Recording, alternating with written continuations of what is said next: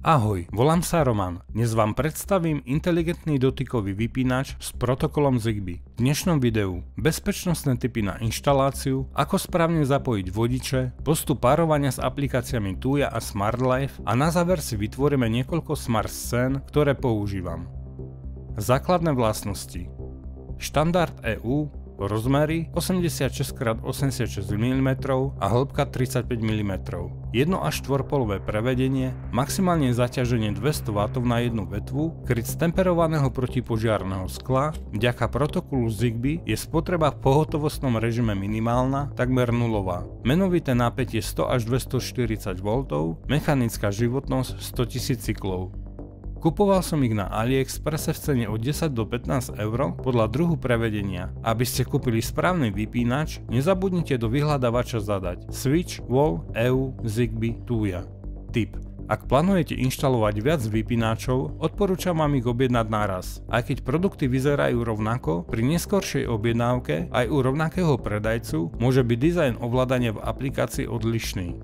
Inštalácia.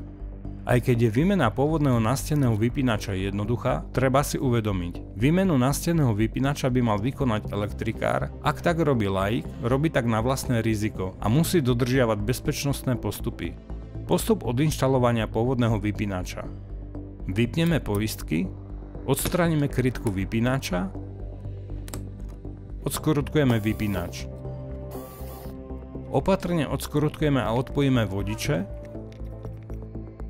Modrý vodič N je nulový vodič, hnedý vodič L je prívodný fázový vodič, označíme si ho alebo si zapamätáme jeho polohu. Druhý alebo ostatné hnedé vodiče podľa druhu prevedenia vypínača sú L1 až L4. Ak si nie sme istí, použijeme skúšačku napätia.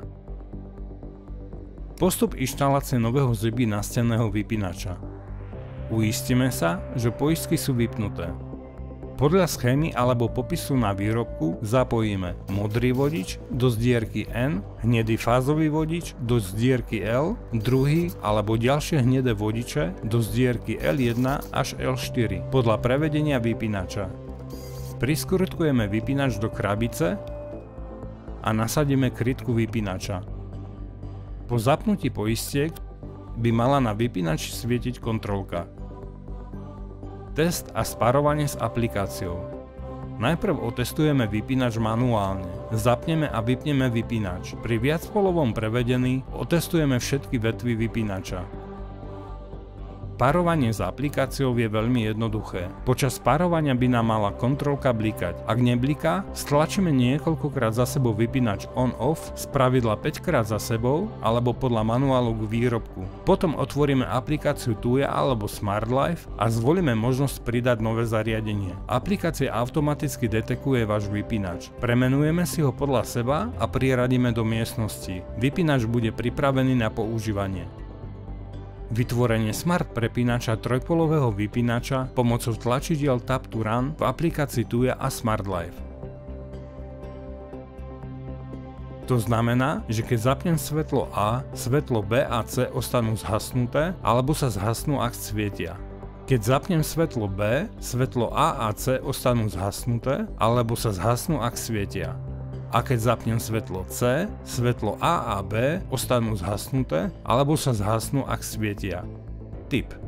Pre lepší prehľad a komfortnejšie používanie odporúčam umiestniť mini aplikáciu Tuya alebo SmartLife na plochu obrazovky vášho telefónu. Tým pádom budete mať vytvorené tlačidlá vždy po ruke, bez dlhavého hľadania alebo preklikávania v aplikácii. Odporúčam pre každú miestnosť domácnosti nastaviť jednu farbu a funkcie tlačidiel odlišiť ikonami, čím sa tlačidlá stanú ešte prehľadnejšími a intuitívnejšími na ovládanie. Vaše nastavenia sa automaticky zobrazia celej vašej rodine a prístup k zmenám máte len vy ako administrátor.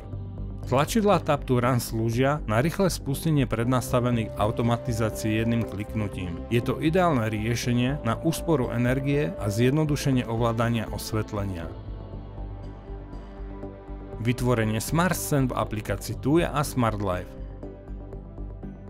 Smart scéna číslo 1.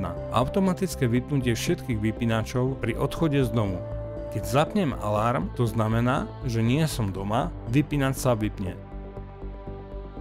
Do tejto jednoduchej automatizovanej scény si môžete postupne priradiť všetky smart vypínače, ktoré doma máte. Smart scéna číslo 2. Automatické zapnutie vypínača svetiel na 2 minúty pri príchode domov. Keď prídem domov a vypneme alarm, vypínač sa zapne, počka 2 minúty a vypínač sa vypne. Táto scéna je vhodná napríklad pri osvetlení v chodbe alebo v kuchyni po príchode domov. Keď prídete s nákupom alebo z práce, čaká vás uvítacie osvetlenie. V tomto miniseriáli vám postupne prinášam všetky produkty, ktoré sa mi pri budovaní smart domácnosti osvedčili. V úvodnom videu Smart domácnosť číslo 1 nájdete kompletné informácie, prečo som si vybral práve protokol Zigbee a aký hub používam na ovládanie celej domácnosti. Ak sa chcete dozvedieť viac o smart domácnosti, nezabudnite dať odber a like. Zároveň vás pozývam na SoundCloud, kde si môžete vypočuť moju elektronickú ambientnú prevažne inštrumentálnu hudbu, alebo na môj web, kde si môžete prelistovať moju umeleckú históriu od tínedžerských čias až po súčasnosť.